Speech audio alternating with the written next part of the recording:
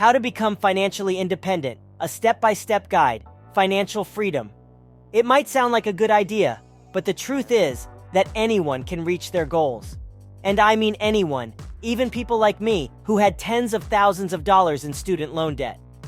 Even if you are having money problems right now, there is always a way to get back to black. Maybe the first thing you should do is try out a planning app. In this video, we'll talk about how important it is to be financially free and share some tips, including some that have helped me. What is freedom from money? To be financially free, you have to be in charge of your money. You have a steady amount of money that lets you live the way you want to.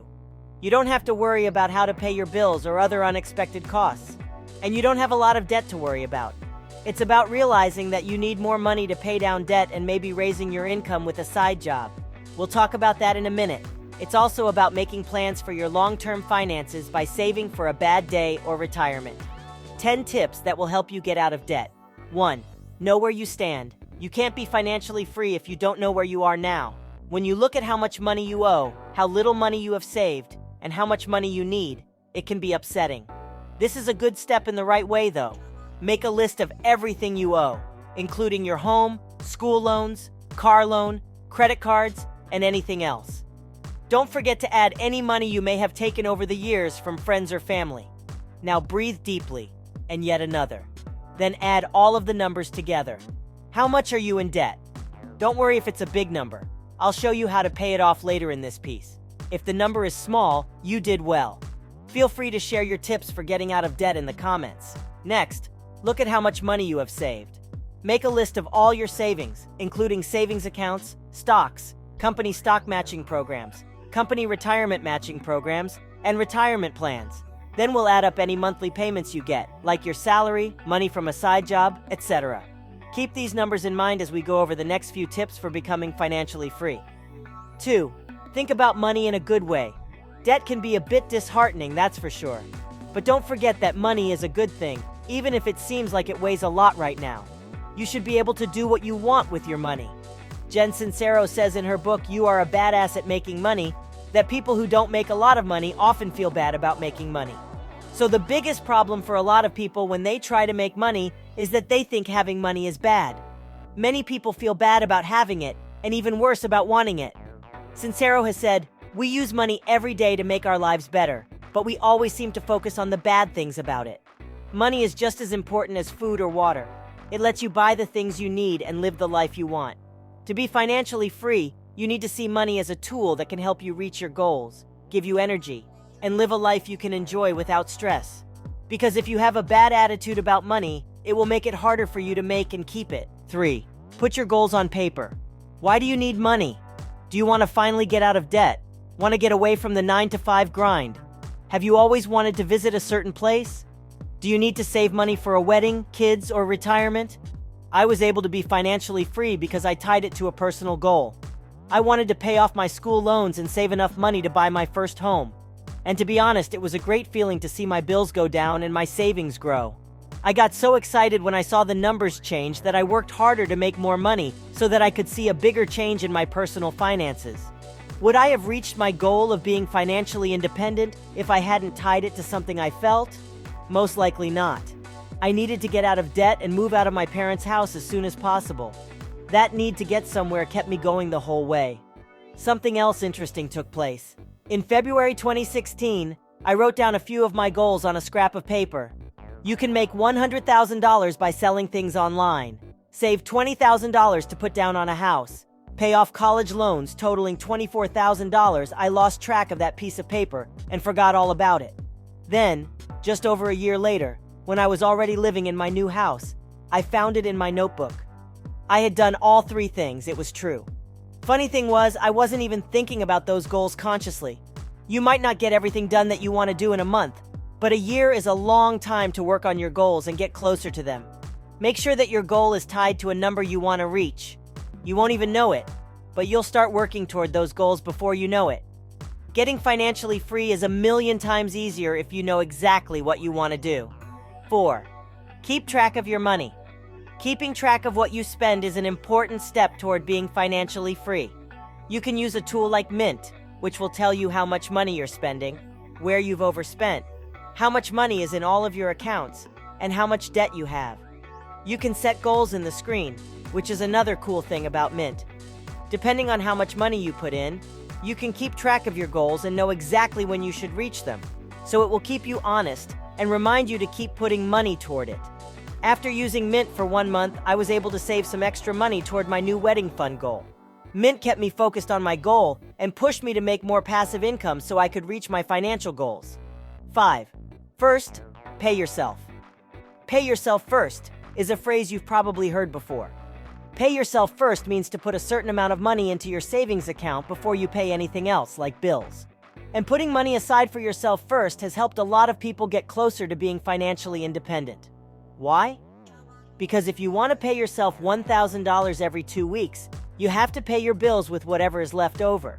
And if you don't have enough money to pay your bills, you have to get a side job to make up the difference. If you pay yourself first, you'll always have money set away to spend in yourself. If you do the opposite, you only get what's left over, which is generally not enough to help you become financially independent. There are other ways to put yourself first. For instance, if your company has a plan to help you save for retirement, you can ask to have money taken out of your account. So you're putting your future and yourself first. The money is taken out of your paycheck, so whatever is left over is money you can save for taxes and other costs. 6. Spend less. Warren Buffett bought a 5-bedroom house for $31,500 in 1958 and has lived there ever since. What does he have? An incredible $90.3 billion. He now has enough money to buy a bigger, more expensive house. But he may be one of the richest people in the world because he doesn't waste money. Kanye West, on the other hand, doesn't mind showing off his wealth. He lives in a house that cost $20 million. At one point, when he owed $53 million, he chose to use Twitter to ask Mark Zuckerberg for $1 billion. What was different about these two very successful men? West spends money he doesn't have, while Buffett didn't spend more than he had to. In reality, many rich people don't look like they are rich. Every single day, Zuckerberg sports the same boring t-shirt and pants. You can actually get richer if you buy less stuff. When you spend less, 2 good things happen. First, you'll have more money to save for your financial independence. 2, you'll learn that you don't need as much stuff as you think you do. This will help you save more money. This leads us to our next point. 7. Don't buy things. Buy experiences. It's not long. It's not about saving all your money until you're 65 years old.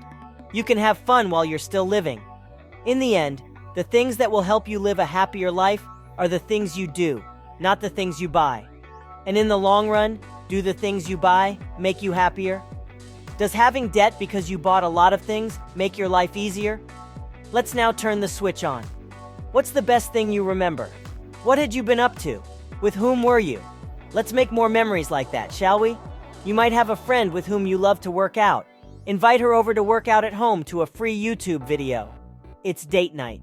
You want people to remember it. You can find a cool thing to do that you've never done before on Groupon for a lot less money. Your dream has always been to go to Rome. You've been saving money for your dream trip for a year. Don't feel bad about taking that trip. You didn't take out a loan to get it, you earned it. Or you can become a digital nomad and work from anywhere in the world. Moments are what make up a life. The best ones come from spending time with family and friends. Some goods, like a weekly family video game night, can bring you closer to your family, but most of them don't add much value. Don't pretend to have money by spending money you don't have. 8. Get out of debt. Some people will tell you that it's smarter to buy stocks with your money than to pay off your debt. If you know a lot about picking stocks, that might be true. But if you've never bought stocks before, you could end up with more debt. After making their last loan payment, a lot of people feel the same way, relaxed. Even if you have $30,000 in the bank and $50,000 in debt, you can't really say that you are financially free. Still, you're $20,000 in debt. Even though paying someone else isn't as exciting as having money in the bank, it gets you closer to being financially free. There are 2 main ways to get out of debt: the snowball method and the slide method. When you pay off the smallest bill first, this is called a snowball. When you pay off the debt with the biggest interest rate first, this is called an avalanche. You should figure out what works best for you. But I did the snowball effect when I was trying to get out of debt. It gave me more reason to keep going. Since I was able to pay off my first debt, a $1,200 credit card bill, in only a month, The feeling of success pushed me to face a much bigger remaining student loan. And since I no longer had a problem with credit cards, I would pay about 3 times the $300 minimum payment. Instead of the 9 years I was given, it took me about 3 years to pay off all of my student debts. When you pay off a big bill, it takes a huge load off your shoulders. When you pay off your loan, the amount of money in your bank account goes up. It's great to see the number go up, even if you had to start out by watching it go down. This keeps you inspired to keep growing it. 9. Find other ways to make money. At this point, you're probably thinking, my debt is a lot more than my salary. How can I pay it off if I don't make enough? If you want to be financially free, you have to be willing to put in some blood, sweat, and tears. Your 9-to-5 job might not be enough. If so, you need to step it up and look for ways to make money outside of your job. Some experts say that you should have 7 ways to make money. If you have a 9-to-5 job, congrats! You've got 1 out of 7. Now you can look at your sources of income in 2 ways. Actively, you work for money, or passively, money keeps coming in even while you sleep. If you sell your time for money, you can only do it during certain hours. Here are some jobs you can do on the side to make money. 1. Find independent writing jobs on ProBlogger and start your own business. 2. As a virtual helper on Upwork, you can help a business owner. 3. Acquire new skills via online training for businesses and monetize. 4. Start driving for Uber. 5. Help with jobs around the house on TaskRabbit. 6. Find a job here and there on Craigslist. Even more. If you don't have a lot of time to make money, you can focus on adding passive income to your income lines, such as Shopify can be used to start an online dropshipping store. Shopify is a good place to start your own unique clothes business. Sell material that makes money, like a blog, an ebook, a course, a webinar, a video, a podcast, or an app. Become a salesperson for affiliates. You can buy homes and rent them out. Invest in stocks. Your 7 sources of income can all come from the same place, which is good news. For example, if you know a lot about e-commerce, you can set up 7 different shops that bring in money. Also, keep in mind that you don't have to start with 7 lines. You can build up to that number over time. 10. Invest in your future. The last tip is an important one for getting out of debt. Say you do what this piece tells you to do, get out of debt, and build up your savings. That might be enough right now to help you out. But what if something goes wrong? Are you going to be ready for it? It's important to save money for bad times, retirement, and, sorry to be gloomy, in case you die. This will help your family pay for your funeral, bills, and taxes without going bankrupt. Okay, let's go back to where we were happy. If you have a 9-to-5 job, talk to your boss about adding a retirement plan, or check to see if your employer is already taking money out of your paycheck for it. Before the money goes into your account, the reduction is taken out, so you never feel like you're losing money. And it's pretty cool to look at it every now and then and see how much money you've saved. Next, you should save enough money to have a fund for emergencies. Some experts say that $10,000 is enough, while others say that it should be 6 months' pay. And if you don't make a lot of money, those numbers can seem pretty high. So instead, set a goal that you can reach, like saving $100 the first month. And as you start to make more money through work or idle income, raise your goal to $500 a month, then $500 every 2 weeks, and so on. If you've overspent on credit and now have a high credit card bill, don't use your emergency fund to pay it off. Instead, look for more ways to make money so you can pay it off faster. The emergency fund is only for unplanned situations, like a tree falling on your house, a car accident that you have to pay for out of pocket, or a trip to the hospital. By saving money for emergencies and retirement, you'll be less likely to end up back where you are now, hoping for financial freedom. To conclude, you can take charge of your money and, more importantly, your life when you have financial freedom. It's about living within your means, being a little thrifty, and making sure your money goes to things you really need, like food, shelter, and yes, even holidays. Relaxing is important, you know. By using the tips in this piece, you'll get a little closer to the financial freedom you deserve. So look at your finances, create more ways to make money, pay down your debt, and before you know it, you'll be free. Thanks for watching. Don't forget to click the like button. Subscribe and click the notification button if you want more daily updates on building wealth, personal finance, and achieving financial independence. And remember, the world is yours.